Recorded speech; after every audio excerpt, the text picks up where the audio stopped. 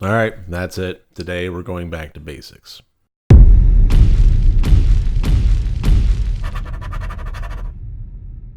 Hello and welcome to a Raw Dead Review of the Day, and today I am taking a look at the 2019 movie The Dark Within.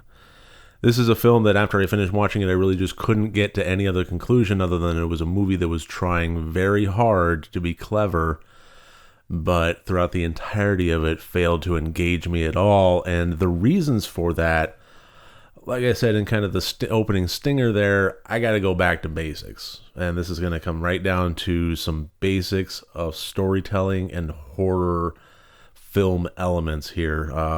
But I think where I really landed with this movie, I'm going to go ahead and throw up all the scores here. Each category is worth up to 25 points for a total possible score of 100 points. And you can see kind of where I thought of it. It wasn't a good movie. In my opinion, I really didn't enjoy it a whole lot. And the reason for me not enjoying it was because it did not engage me. I think it was so focused on telling the story that it wanted that it forgot to tell it well.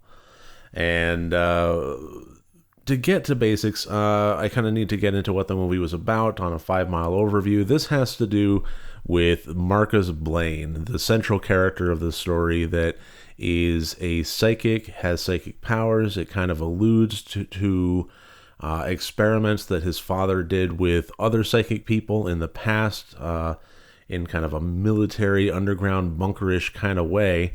And living in the present, he is, as an adult, is having difficulties. He's struggling to intermix with society and be a successful man unto his own.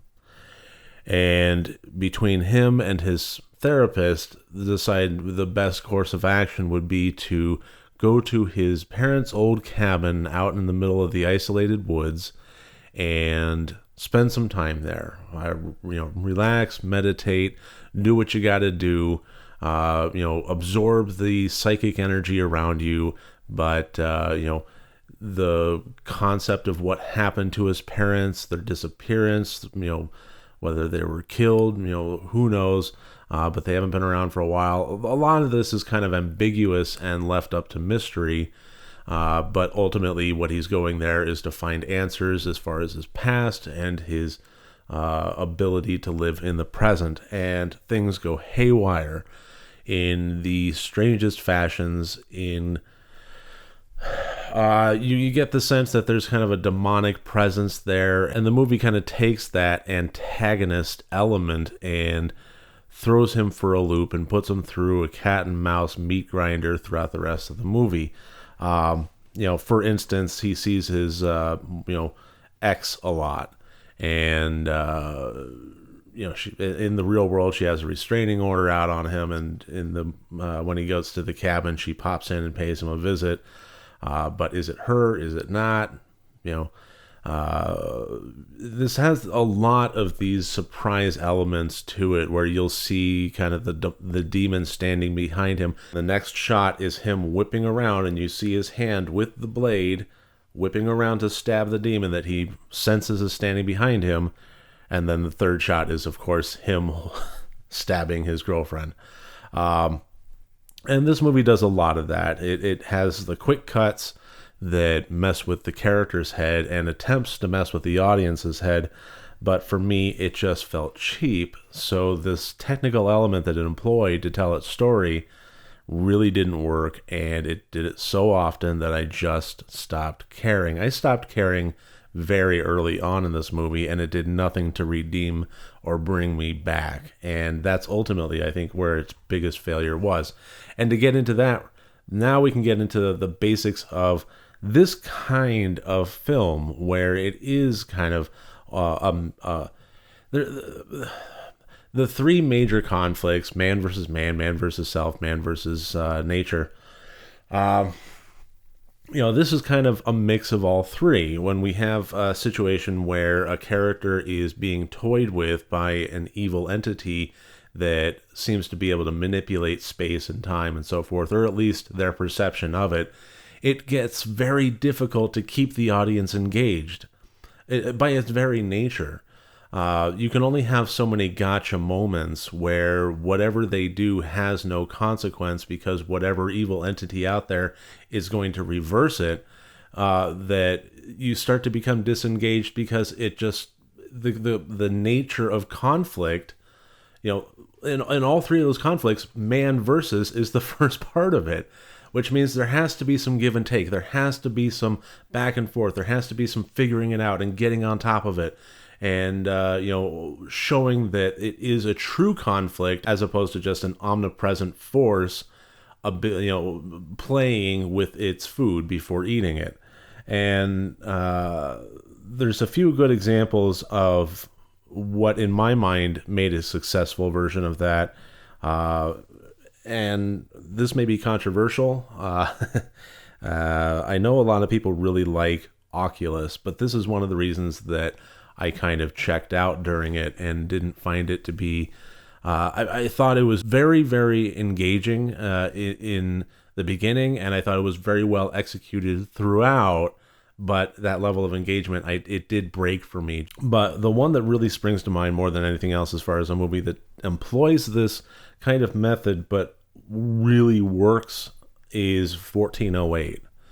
I loved 1408, and I'm not going to get into spoilers of any of these movies, but I really, first of all, I really loved how 1408 was set up. Just the nature. I think I've discussed this in a video or two before, where Samuel L. Jackson is trying to talk John Cusack out of staying in the room, and John's kind of being dismissive and saying, well, what is it? Is it a demon? Is it a ghost? Is it a haunting element? And Samuel is like, no, it's just an evil room. I love the way that was set up. Just the bare simplicity of it, and going over the mythos of it, and talking about the housekeepers that refuse to, like one will stand in the doorway and keep it open just to turn it out and so forth. While the others go in, and there's always safety precautions taking place before anybody steps foot in there as far as staff goes.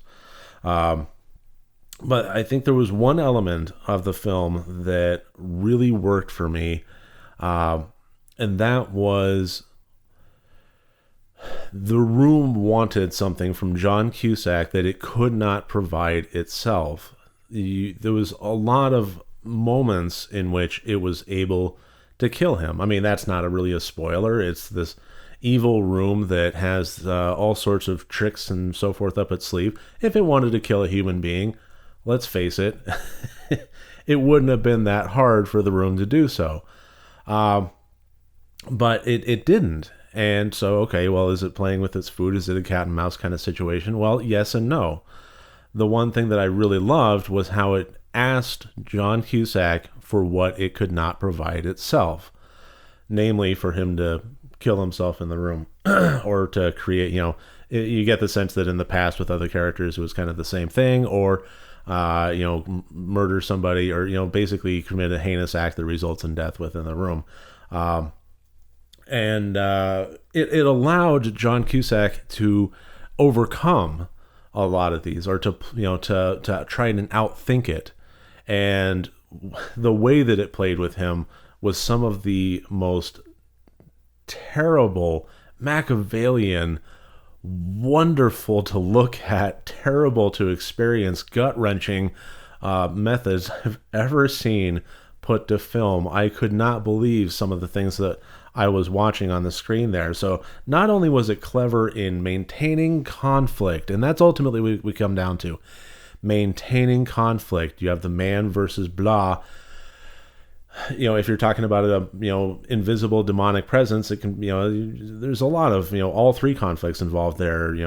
But the fact is, the conflict has to stay in place. Otherwise, it's just not engaging for an audience member to watch. And that's ultimately why I checked out mentally and with my heart in watching The Dark Within. I got maybe 10 or 15 minutes into it, and I have nothing against low budget. I have nothing against cheesy.